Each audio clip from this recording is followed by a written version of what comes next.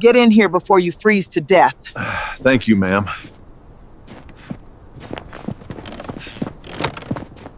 What kind of woman opens her door at midnight to 5 frozen bikers, covered in snow, marked with gang patches, and one of them bleeding on her porch? Most people in Millfield, Ohio, would have locked the deadbolt. Some would have called 911. Evelyn Carter did neither. The blizzard had swallowed the town hours earlier. By sundown, Route 44 was closed. By 7, the power line started cracking under the ice. By 8, the whole east side of Millfield went black. No streetlights, no porch lights, no headlights moving through the snow, just wind. It screamed down Maple Terrace like something alive, slamming against old windows, rattling loose gutters, pushing white powder through every crack it could find. Inside the last house on the dead-end street, Evelyn sat alone beneath a faded quilt. She was 68 years old, small-framed, silver-haired, and tired in a way sleep never fixed. A kerosene heater glowed weakly in the corner. 2 candles burned on the kitchen counter. One more flickered beside a photograph of her late husband, Thomas. Evelyn looked at the photo and tightened the quilt around her shoulders. "Storm's got a mean spirit tonight, Tom," she whispered.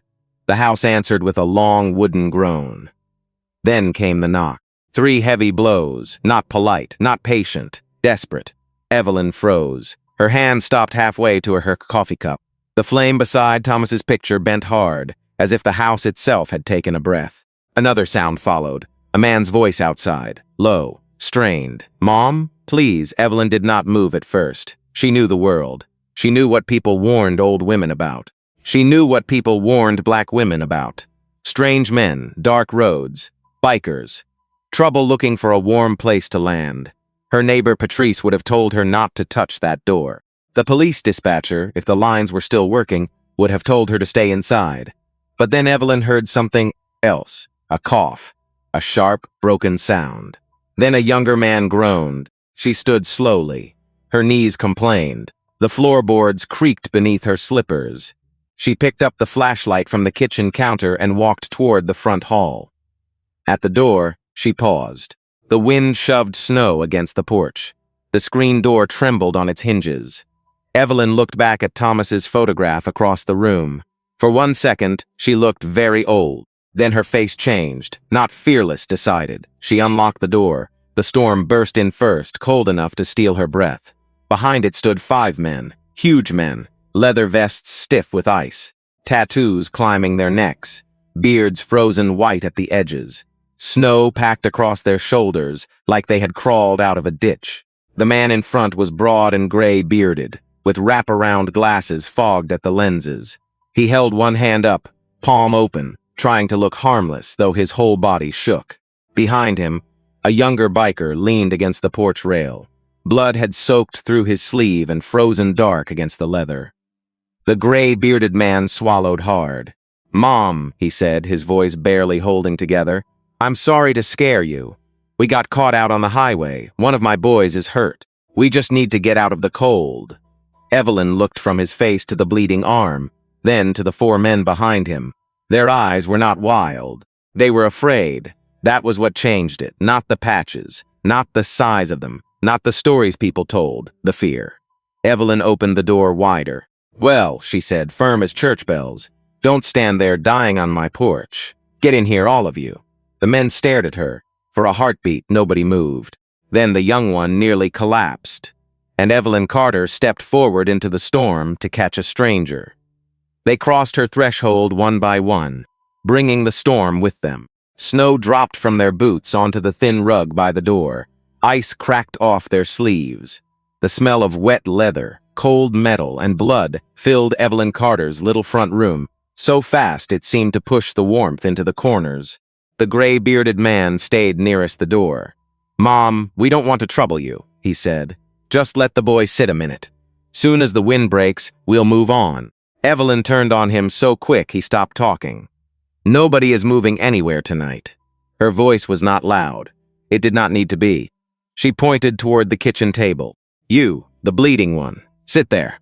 The younger biker tried to straighten up. Pride got him halfway. Pain took the rest. His knees buckled. Another man grabbed him under the arm. I got you, Jake, he muttered. I'm fine, Jake said, though his lips were nearly blue. No, baby, Evelyn said, already moving. You are not. She pulled a chair out with one hand and swept a stack of mail aside with the other. The mail fell to the floor. Bills. Notices. Things she had not wanted to look at. None of it mattered now. Jake sat hard. His breath came in short, sharp pulls. Blood had darkened the sleeve from elbow to wrist. His right hand trembled against the tabletop. Evelyn went to the bathroom and came back with a white metal first aid box. It had belonged to Thomas. The red cross on the lid was scratched, but the latch still worked. The room watched her open it. Ryan Sullivan watched most closely. He had spent a lifetime reading rooms, boardrooms, union halls, truck depots at midnight. He could tell when people wanted something. Money, favor, control, recognition. This woman wanted none of that. She only wanted the boy alive. Hold still, Evelyn said. Jake looked at her, embarrassed. Mom, I don't want to bleed on your table. Evelyn pulled a clean towel from a drawer and pressed it under his arm. This table has seen worse than blood. She cut the torn sleeve away with kitchen scissors. Jake hissed through his teeth. Mason Reed, the tall one with rain-dark hair and a cracked lip, turned his face toward the wall like he could not stand watching. Dean Cooper stood near the heater, boots planted, hands folded tight. His breathing sounded rough. Tyler Brooks kept glancing at the windows. You expecting somebody? Evelyn asked without looking up. Tyler blinked. No, Mom. Then stop looking like the snow is coming in with a warrant. A weak smile moved through the room, gone almost as soon as it came. Evelyn cleaned the wound. The peroxide foamed white against the torn skin. Jake clenched his jaw. His eyes watered, but he did not pull away. Ryan stepped closer. That bad? It's deep, Evelyn said. Not deep enough to die from if he quits being foolish. Jake gave a small breath that might have been a laugh. Evelyn tore strips from an old bedsheet folded in the laundry basket. Good cotton, the kind she had been saving. She did not hesitate. She wrapped the arm tight and neat, pressing with calm, steady fingers. Ryan saw those fingers, knotted with age, dry from work, stronger than they looked. He also saw the house, the plastic taped over the windows, the brown stain on the ceiling, the 3 buckets lined up in the hallway, ready for the next leak. The kerosene heater, doing the job of a furnace that had clearly given up. He saw poverty that had been kept clean. He saw dignity under pressure, and it unsettled him, because powerful men were used to being served by people who had less. They were not used to being saved by them. When Evelyn finished the bandage, she tapped Jake's wrist. You still feel your fingers? Jake nodded. Yes, Mom. Good. Keep them moving. Then she turned to the others, coats off, boots by the door. Wet socks too, I've got soup. Dean looked toward the stove. Mom, we can't take your food. Evelyn opened a cabinet and pulled down bowls that did not match. You can and you will. Ryan lowered his voice. Mrs. Carter, there are 5 of us. She paused at the stove. For the first time her face softened. And there is one of me. No one answered. She added water to the pot, then rice. Then a can of beans from the back of the pantry. The soup thinned, stretched, changed. It was not much, but it was hot. As steam rose into the dim kitchen, the bikers stood in silence, humbled by the sound of one old woman making room where there was none. Outside, the blizzard pressed harder against the house. Inside, Evelyn Carter set 5 bowls on the table. Not hers, theirs. Ryan Sullivan ate standing up because there was no room left to sit. He held the chipped bowl in both hands, letting the heat work into his fingers. The soup was thin, mostly broth, rice, beans, and a few soft pieces of chicken. In any other life, he might have called it plain. That night, it tasted like mercy. Across the room, Jake bent over his bowl with his bandaged arm tucked against his chest. Mason sat on the floor with his back to the wall, eyes closed between spoonfuls. Tyler had stopped looking out the window. Dean held his bowl like it might disappear if he loosened his grip. No one spoke for a while, only spoons against ceramic, wind against glass, the low cough of the kerosene heater. Evelyn stood by the stove with her arms folded, watching them the way a mother watches children who have finally stopped pretending they are not hungry. Ryan noticed she had no bowl. He looked at the pot. Empty, Mrs. Carter, he said quietly. You didn't eat. She did not look at him. I ate earlier. Ryan knew a lie when he heard one. He had heard them in contract negotiations, in earnings calls, in polished conference rooms where men smiled while hiding knives. This lie was different. It had no selfishness in it. Jake looked up, shame crossing his face. "Mom, please take mine." Evelyn turned from the stove and gave him one look. "You need blood in your body, not manners." Jake lowered his eyes. Dean swallowed hard. He was a big man, older than the rest except Ryan, with prison blue tattoos faded along his forearms and a voice rough from cigarettes. He set his empty bowl on the floor and stared at the heater. "My feet feel wrong," he said. Evelyn heard the change in him, not complaint, fear. She crossed to him and pointed. "Boots off." Dean hesitated. "They're wet. That is why I said boots off." He obeyed slowly. His hands fumbled with the laces. Mason leaned over and helped, pulling the boots free with a soft grunt. When the socks came off, the room went quiet. Dean's toes were pale. Too pale. Evelyn's face tightened. "Lord have mercy," she whispered. Ryan stepped forward. "Frostbite?" "Starting," Evelyn said. "Not if we move now." She lowered herself to the floor before anyone could stop her. Her knees cracked loud in the small room. Dean jerked back. "No, Mom, don't do that. Hush." She took his feet in her hands. The whole room held its breath. Dean Cooper had been feared in bars, ignored in diners, watched by police in small towns before he ever opened his mouth. He was used to people seeing the vest first, the tattoos second, and the man never. But Evelyn held his frozen feet like they were worth saving. She rubbed slowly at first. Firm circles, heel to toe to arch, bringing blood back with the patience of someone who had spent a lifetime caring for people nobody thanked. Dean stared at her. His jaw worked, his eyes turned red. "Mom," he said, breaking. "You don't even know me." Evelyn did not stop. "I know cold when I see it." That sentence settled over the room heavier than the storm. Ryan looked away first. Not because he was embarrassed. Because something inside him had shifted, and he did not want the others to see it. He had built a company that moved freight across half the Midwest. He had negotiated with governors, banks, unions, and men who thought money made them tall. His name was on buildings. His signature could release millions before breakfast. Yet here, in this little house with peeling window plastic and a leaking ceiling, he felt small, not humiliated, measured. Evelyn pulled off her own wool socks. Dean saw it and shook his head. "No, absolutely not." She slid them over his feet anyway. "These are my good ones," she said. "So if you run off with them, I expect you to send them back clean." A rough laugh broke out of Tyler before he could stop it. Then Mason laughed once. Jake smiled for the first time all night. Dean covered his face with one hand. The laughter faded fast, but it left something behind, a little warmth. Evelyn rose with Ryan's help. His hand was twice the size of hers, but hers felt steadier. He looked at her then, really looked. Not at the gray hair, not at the old sweater, not at the small house. At her. "Thank you," he said. She pulled her hand back gently. "Don't thank me yet. You boys are still dripping on my floor." Then she walked to the couch and lifted the brown canvas coat she had placed there hours before the knock. Thomas's old hunting coat. Heavy, wool-lined, worn soft at the collar. She carried it to Ryan. He stared at it. "No, Mom, I can't. You can. That was your husband's. I know whose coat it was." Her voice softened then. "And he would have told me to give it to the coldest man in the room." Ryan did not move. For the first time in years, he could not find the right words. So he took the coat. He put it on. It fit, almost perfectly.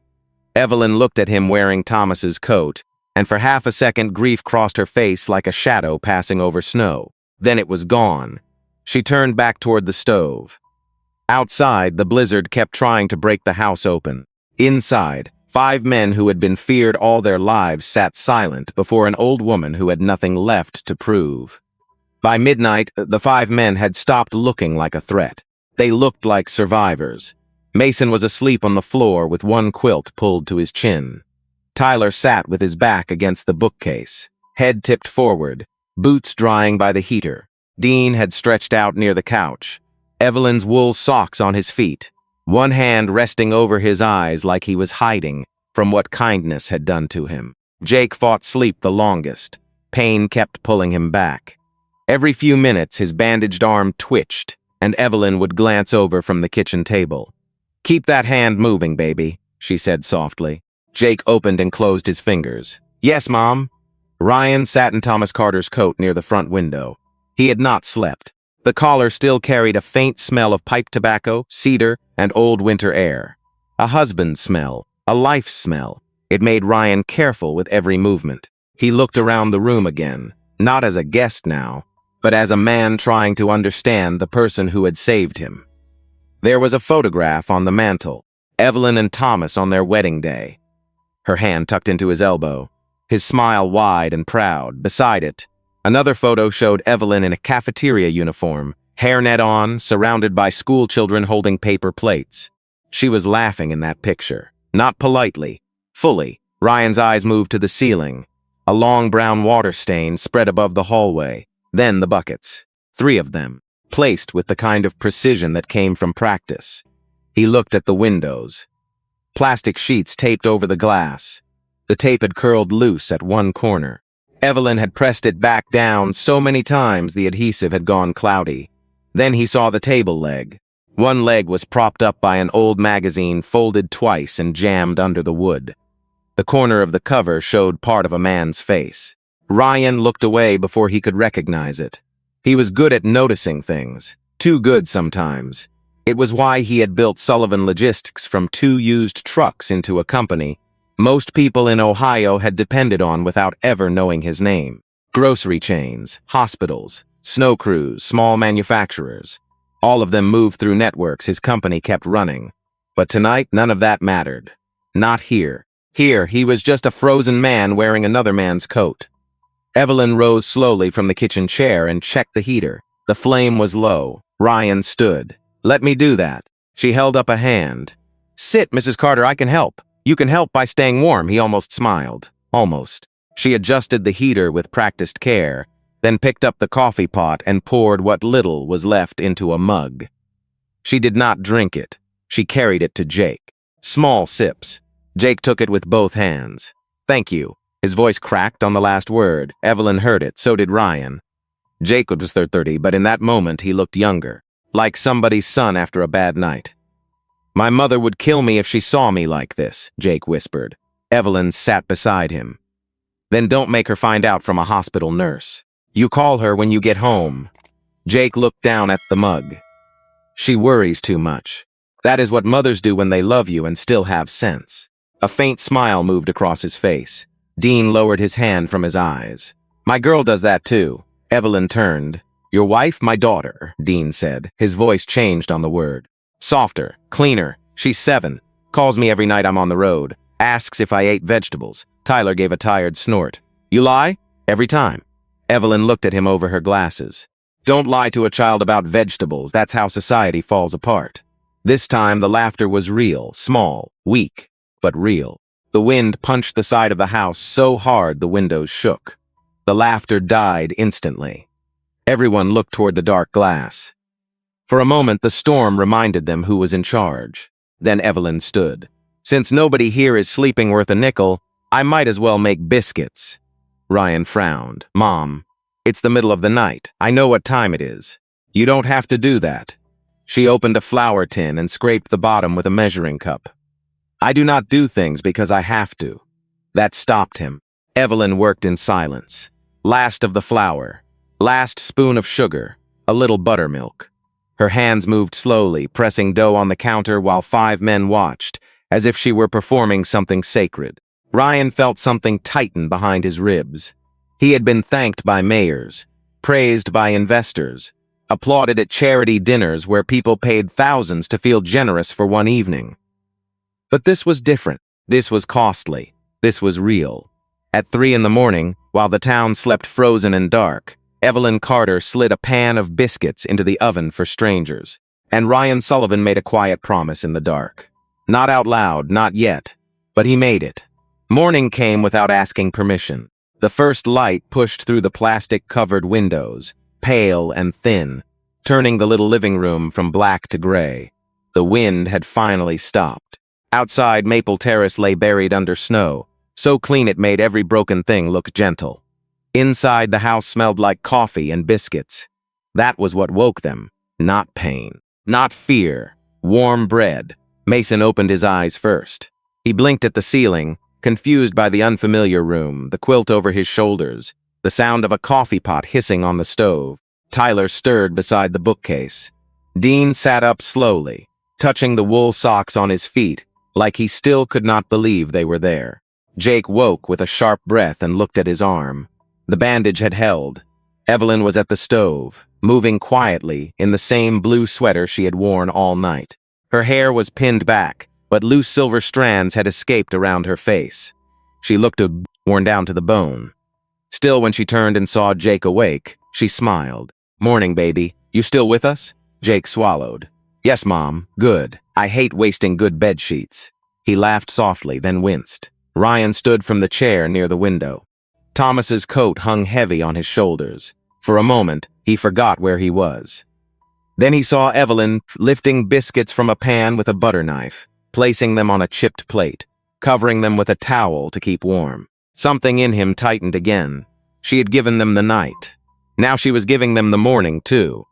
"Mrs. Carter," he said, "you should have slept." She poured coffee into mismatched mugs. "I'll sleep when foolish men stop traveling in blizzards." Dean rubbed both hands over his face. "Fair." The men gathered around the small kitchen table as best they could. 5 grown men built for open roads and bar fights, squeezed around a table meant for 2. Knees bumped cabinets. Elbows touched walls, no one complained. Evelyn set the biscuits down. Then a jar of strawberry preserves. Then coffee. There was no bacon, no eggs, no butter. Just what she had. It was enough. Jake took one bite and stopped. His eyes dropped to the biscuit in his hand. "My grandma used to make them like this," he said. Evelyn leaned against the counter. "Then your grandma knew what she was doing." He nodded, but his face had changed. He was somewhere else for a second. Some kitchen from childhood. Some woman who was gone now. Mason ate slowly, almost reverently. Tyler whispered, "Man," under his breath. Dean closed his eyes on the first bite. Ryan watched them eat. Then he looked at Evelyn. She held one mug of coffee with both hands, but she did not take a biscuit. He set his coffee down. "No," he said quietly. Evelyn looked up. "No what?" "No, Mom. Not this time." He took the plate, picked the biggest biscuit, and placed it on a napkin beside her mug. The room went still. Evelyn looked at the biscuit, then at Ryan. "I told you last night I'm not one of your boys." "No, Mom," Ryan said. "You are the reason my boys are alive." Nobody moved. The words landed softly, but they hit hard. Evelyn looked away first. She picked up the biscuit, broke off a corner, and ate it as if she were doing him a favor. Maybe she was. When breakfast ended, the sky outside had gone bright. The road was still buried, but the worst had passed. Ryan stepped into the living room and took his vest from the chair near the heater. The leather had dried stiff. The patches were clear now. Mason helped Jake stand. Dean folded the quilt he had used, careful at the corners. Tyler wiped melted snow from the floor with an old towel without being asked. They were rough men, but they were not careless men. Ryan reached inside his vest and pulled out a thick fold of cash. Hundreds. More money than Evelyn had likely seen on her kitchen table in years. He laid it down beside the coffee mugs. "Mrs. Carter," he said, "please take this." Evelyn stared at it. The kitchen seemed to shrink. Her roof was leaking. Her heater was dying. Her bills were waiting in a drawer. Ryan knew it. She knew. He knew it. Still, she pushed the money back with 2 fingers. "No, please." I said no. His jaw tightened. "You saved our lives, and you needed saving. That deserves something. It got something." "What?" She looked him straight in the eye. "You lived." Ryan had no answer. The room was silent enough to hear the heater click. Then Ryan reached into the inside pocket of Thomas's coat and paused, realizing it was not his coat. He gave a faint, embarrassed breath and moved to his vest instead. From there, he pulled a small leather notebook. Dark brown, gold-edged pages. Too fine for the man he had pretended to be. Evelyn noticed, so did Tyler. Ryan opened it. "May I have your full name?" Evelyn narrowed her eyes. "For what?"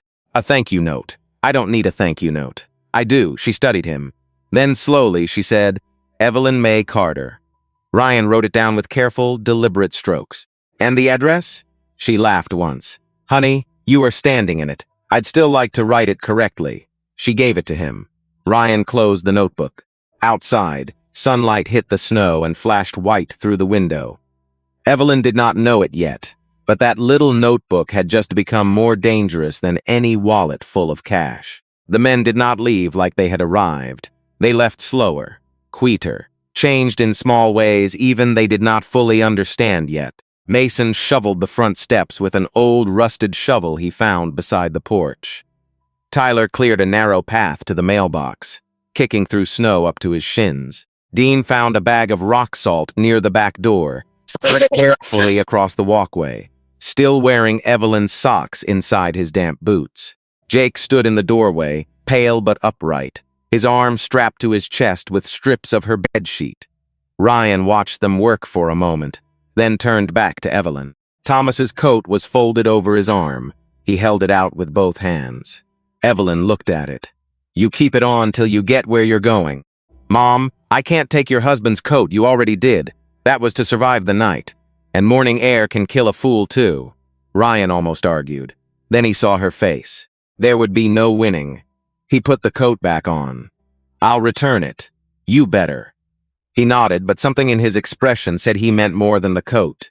Outside, the snow had stopped, but the world was still wounded. Cars were buried to their mirrors. Tree limbs sagged under ice. Power lines hung low over the street. The whole neighborhood looked abandoned, except for the 5 men in black leather clearing the porch of a woman who had saved them. Curtains moved across the street. Mrs. Patrice Hall stood behind her front window in a robe, one hand pressed to her chest. She had seen the bikers arrive in the night. She had prayed Evelyn would not open the door. Now she watched those same men brush snow from Evelyn's railing like sons leaving their mother's house. At the second house down, old Mr. Bell cracked his blinds and frowned. People always watched after the danger had passed. Evelyn stood on the porch with her arms folded inside her sweater. Cold air bit at her cheeks. She did not step back. Jake approached her last. He tried to smile, but emotion bent his mouth. "My mom lives alone in Pennsylvania," he said. "She would have done what you did." Evelyn's eyes softened. "Then she raised you better than you think." He looked down at his bandage. "I don't always act like it. Most people don't. That doesn't mean they can't start again." Jake swallowed hard. Then he reached for her hand with his good one. His fingers were rough and cold. Hers were warm. "Thank you, Mrs. Carter. You call your mother when you get somewhere safe." "Yes, Mom. I mean it. I know." He stepped off the porch fast before his face betrayed him. Dean gave Evelyn a nod from the walkway, the kind men give when words would not survive the trip from heart to mouth. Mason touched 2 fingers to his brow. Tyler lifted one hand, awkward and sincere. Ryan was the last one. He stood on the bottom step looking back at her house. The plastic windows, the sagging gutter, the buckets visible through the front hall, the candle still burning on the mantel beside Thomas's photo. Then he looked at Evelyn. "Mrs. Carter," he said, "do you have anyone checking on you today?" She gave him a dry look. "I had 5 bikers sleeping on my floor. I think I've had enough company." "That is not what I asked." Her face changed just a little. She heard it then, the authority under the gentleness. Not bossy, not arrogant. Trained, used to being obeyed. But she mistook it for military discipline, maybe road captain habits, nothing more. "Patrice next door will come over when the snow lets up," Evelyn said. "And I've got a landline if it comes back." Ryan nodded. He wanted to say everything right there. Who he was, what he could do, how quickly he could change the roof, the heat, the bills, the street. But he understood something about Evelyn now. If he moved too fast, she would shut that door harder than any boardroom opponent he had ever faced. Pride, when earned through suffering, had to be approached with respect. So he only said, "All right." Then he turned and walked down the path. The 5 men moved together through the white street, black shapes against snow, smaller with every step. They did not look like angels. They did not look like devils either. They looked like men who had been reminded they were human. Evelyn watched until the bend in the road swallowed them. Only then did she go back inside.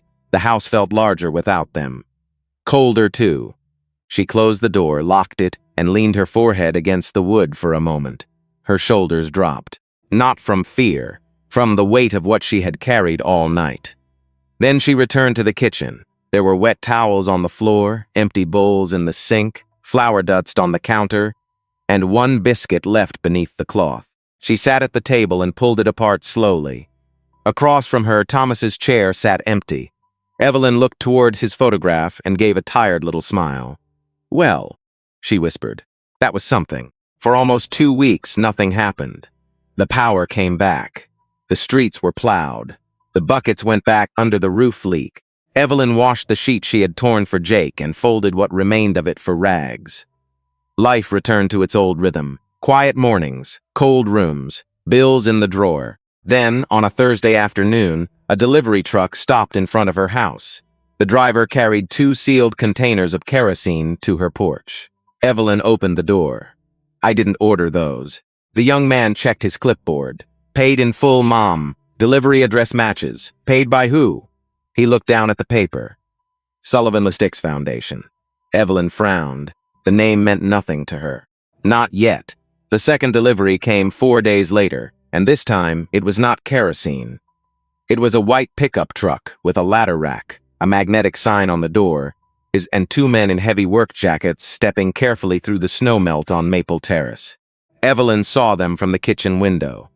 She had been washing the same coffee mug twice. Not because it needed washing, but because the house had felt too quiet all morning. When the truck stopped in front of her porch, her hands went still in the dishwater. One man climbed out with a clipboard. The other looked up at her roof and whistled under his breath. Evelyn dried her hands on a towel and opened the door before they could knock. "Can I help you?" The man with the clipboard smiled. He was in his 40s, red-faced from the cold, polite in that careful way contractors get around older homeowners. "Mrs. Carter?" "That depends on who's asking. Name's Alan Price, Price & Sons Roofing out of Canton.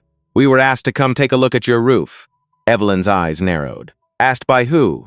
Alan checked the page. Sullivan Logistics Foundation. There it was again. That name.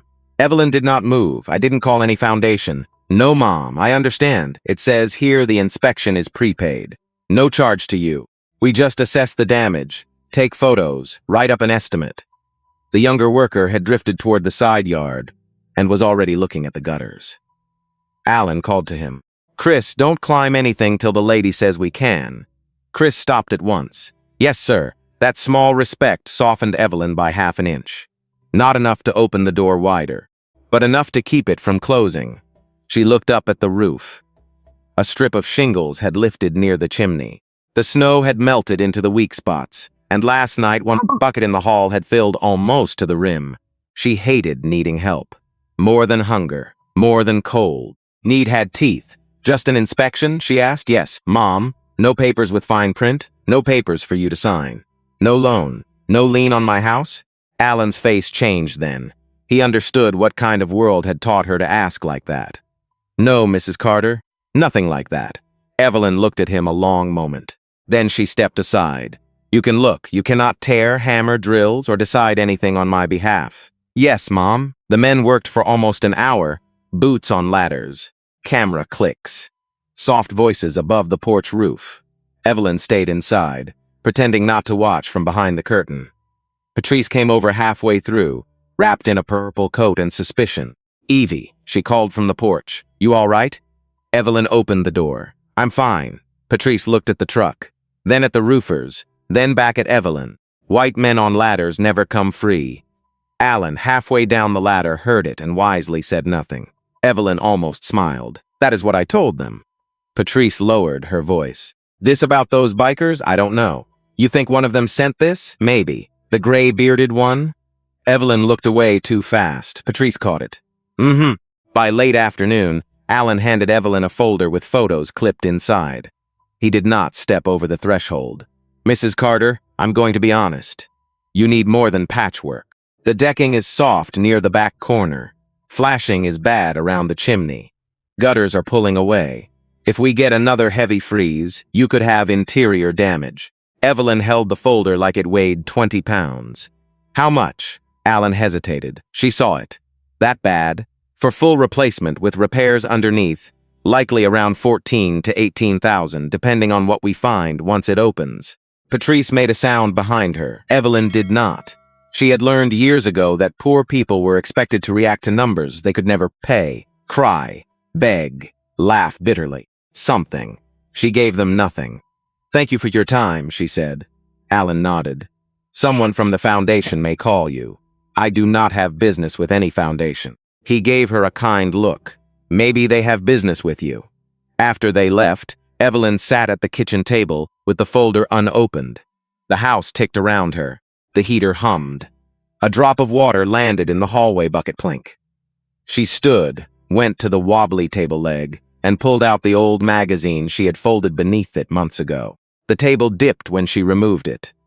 On the cover, in bold letters, was a headline about America's most unconventional business leaders. Along the bottom were small photographs of men and women in suits. Evelyn stared. One face pulled at her memory, silver beard trimmed cleaner, same eyes, same heavy brow. She brought the magazine closer to the candlelight. Ryan Sullivan, founder and chief executive officer of Sullivan Logistics. Evelyn sat down slowly. The kitchen went silent around her. Then she began to laugh. Not because it was funny, because the world had just tilted. She had used a billionaire's face to stop her table from rocking. The black Cadillac arrived on a Tuesday morning, clean enough to look unreal on Maple Terrace. It rolled slowly past the empty lot, past the cracked sidewalks, past houses with sagging gutters and plastic still taped over winter windows. Its tires crushed old snow into gray slush. The engine made a low, expensive sound that did not belong on that street. Patrice saw it first. She was on her porch shaking crumbs from a dish towel when the SUV stopped in front of Evelyn's house. Her hand froze in midair. "Oh, Lord," she whispered. "Evie." Across the street, Mr. Bell lifted his blinds. 2 doors down, a young mother pulled her little boy back from the window. On Maple Terrace, a vehicle like that usually meant bad news. Lawyers, bank people, police, somebody coming to take something. Evelyn was inside, standing at the kitchen sink. She heard the engine before the knock. Deep, smooth, not a pickup, not a plow, not anyone she knew. She wiped her hands and looked through the curtain. The Cadillac door opened. 2 men in dark overcoats stepped out first. Not bikers, not neighbors. They stood straight beside the vehicle, hands folded in front of them, eyes scanning the street. Then the front passenger door opened. A man stepped out, tall, broad, silver beard trimmed close now, charcoal overcoat, polished shoes, no leather vest, no frozen breath, no blood on the porch behind him. But Evelyn knew the eyes. She let the curtain fall. For a moment she did not move. Then came the knock, 2 soft taps this time. Evelyn opened the door.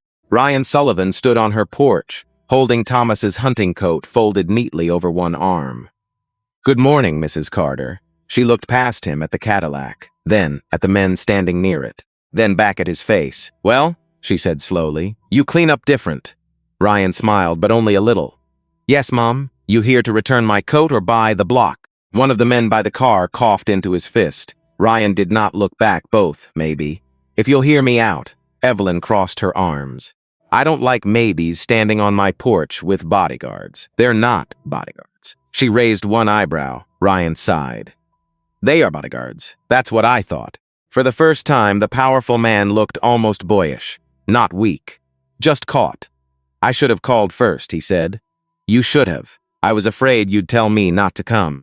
"I might have." He nodded. "That's why I didn't call." Evelyn studied him. The wind was calmer than the night they met, but cold still moved between them. She saw the businessman now.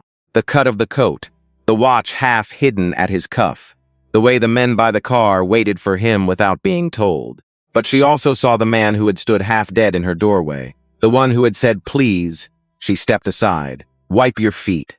Ryan did, carefully. Inside, he stopped at the threshold of the living room like he remembered every inch. The heater, the couch, the place where Dean had slept, the kitchen table where Jake had bled into a towel. He laid Thomas's coat across the back of a chair. "Thank you for trusting me with this." "I trusted the cold," Evelyn said. "You just happened to be in it." He accepted that. They sat at the kitchen table, the same table. It still leaned slightly, though the magazine was no longer under the leg. Evelyn had folded a piece of cardboard there instead. Ryan noticed. She noticed him noticing. "I found your face," she said. He looked up. "Under my table." A pause. Then Ryan laughed. Not the controlled laugh of a chief executive. A real one. It surprised both men outside the window. One turned slightly toward the other, unsure what to do with it. Evelyn smiled despite herself. "America's most unconventional business leaders," she said. "You've been holding up my breakfast plates for 6 months." Ryan shook his head, still laughing softly. "That may be the best use anyone has found for that article." The laughter faded. What remained was heavier. Ryan set a leather folder on the table.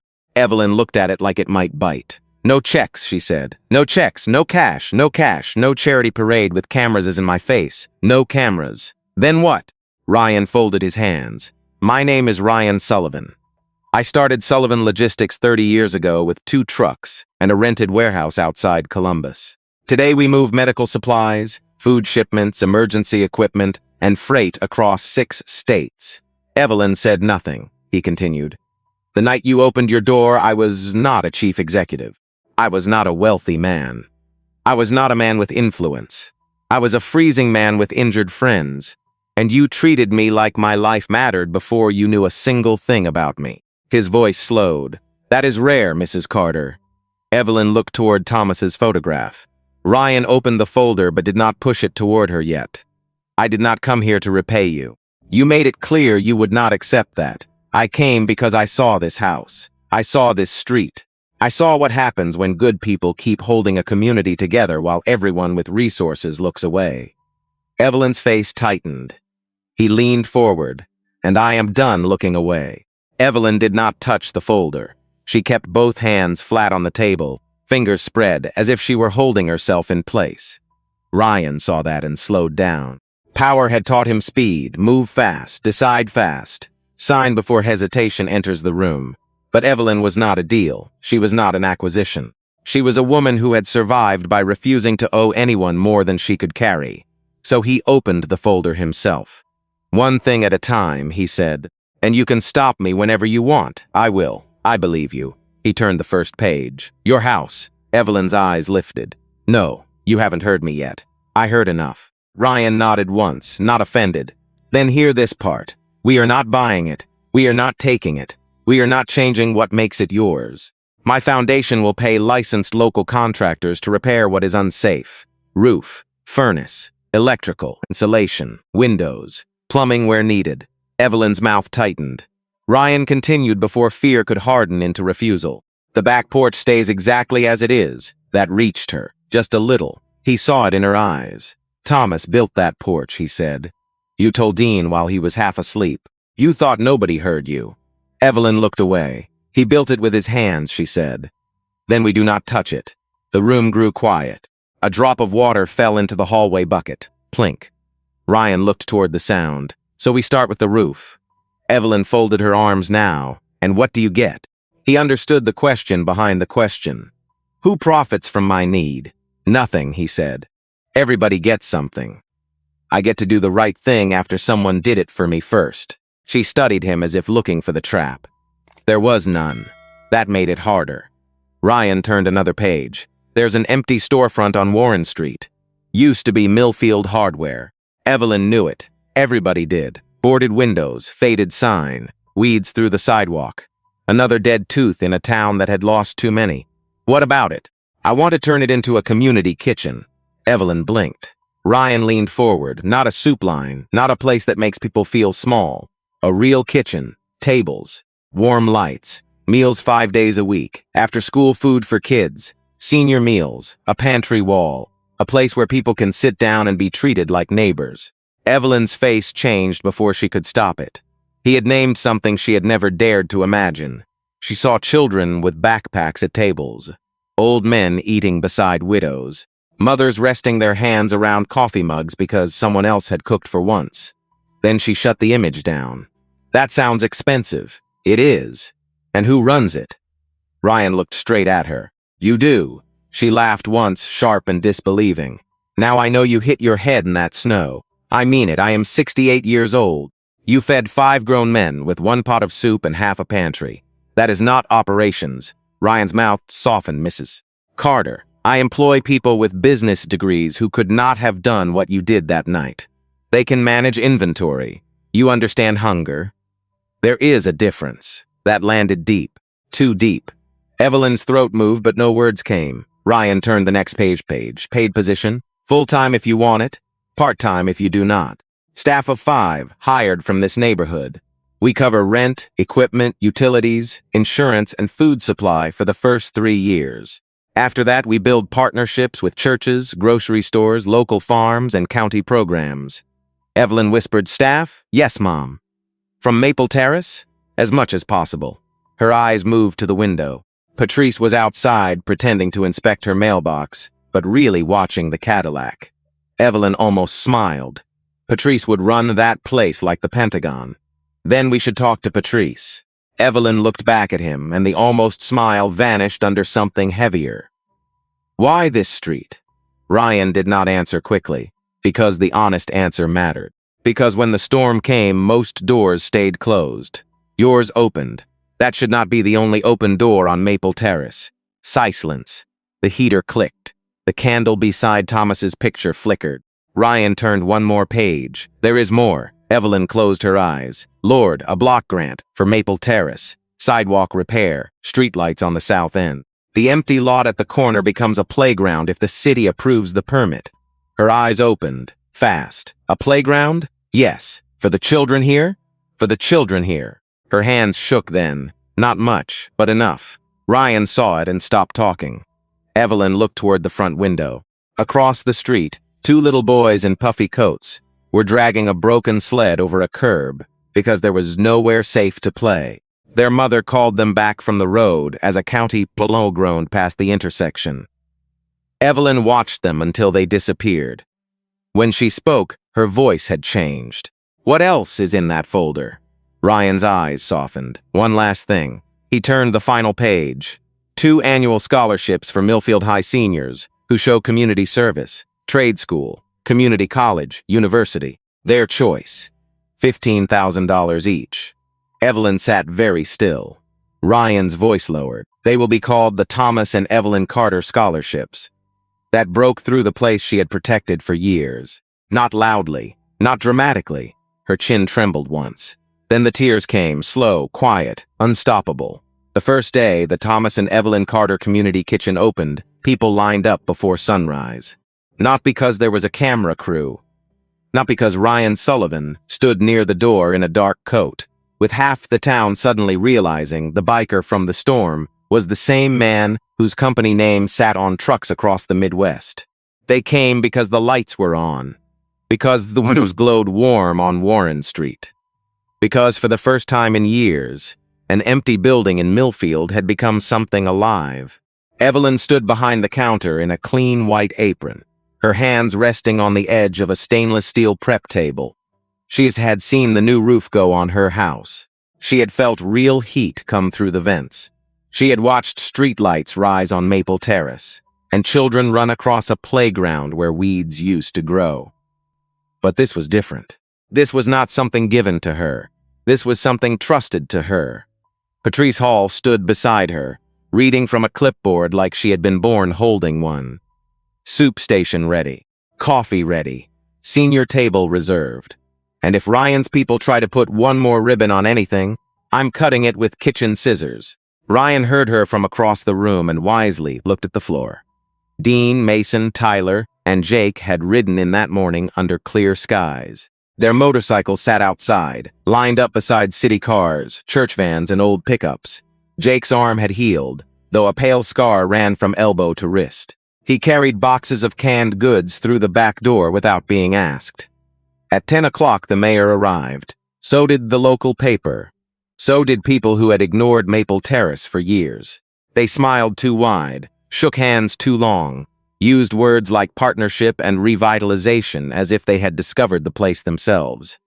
Evelyn watched quietly. Then Ryan stepped to the small microphone near the front door. The room settled. He did not speak like a billionaire. Not that morning. He spoke like a man who remembered being cold. 3 months ago, he said, 5 men knocked on a door most people would have kept shut. Mrs. Carter had every reason to be afraid. every reason to say no. She said yes. The room went still. She did not ask who we were. She did not ask what we had. She did not ask what we could do for her. She saw need, and she answered it. Evelyn looked down. Ryan turned toward her. This kitchen exists because dignity should not depend on income. Safety should not depend on whether someone knows your name. And kindness should not have to come from people who can afford it. Sometimes it comes from the person with the least to spare. No one clapped at first. The truth needed a second to land. Then Jake started. Dean followed. Then the whole room rose. Evelyn stood frozen behind the counter, eyes shining, one hand pressed to her chest. Not embarrassed. Not small. Seen. Later that afternoon, the first scholarship recipients were announced in the same room. 2 Millfield High seniors. One headed to community college for nursing. One to a trade program for electrical work. Evelyn handed each of them an envelope with trembling hands. Your job, she told them, is not to pay this back. She paused. Your job is to pass it on. That was the line people remembered. Not the grant amount, not the company name, not the photos. That line. 1 year later, snow came again. Not as fierce as the storm that started it all, but cold enough to empty the streets by dark. Evelyn was 70 now, slower but still stubborn. She kept the kitchen open late because the forecast bothered her. At 9:15, someone knocked. A young mother stood outside, shaking, holding a little boy wrapped in a thin blanket. Her car had died near the highway. Her phone battery was gone. She had followed the light. Evelyn opened the door wider. No hesitation. Come in here before you freeze to death. The woman began to cry before she crossed the threshold. Inside, the heater hummed. Soup waited on the stove. Blankets sat folded by the wall. The sign above the door glowed softly against the snow. Thomas and Evelyn Carter Community Kitchen. The door had opened once for 5 strangers. Now it stayed open for a whole town. And maybe that is the part worth carrying with you. You never really know what one decent act can set in motion. A meal, a coat, a door opened at the right time. Sometimes that is enough to remind someone they still matter. If this story moved you, share it with someone who needs to believe kindness still has power. And stay close, because stories like this are not as rare as we think. We just have to notice them.